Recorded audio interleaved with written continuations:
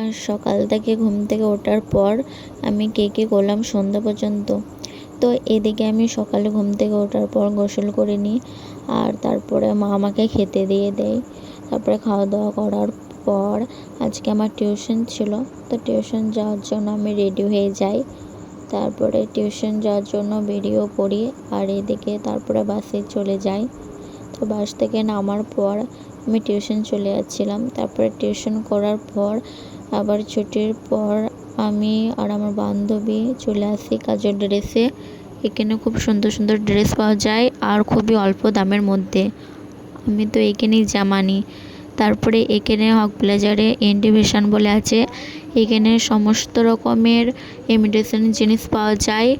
আর আমি তো এখানেই নিয়ে আমার বেশ ভালোও লাগে, আর কোয়ালিটিও খুব ভালো। তাছাড়া সব দোকানের থেকে এখানে কম দামের মধ্যে পাওয়া যায়, সেজন্য আমি এখানেই জিনিস কিনি, তোমরা চাইলেও নিতে পারো।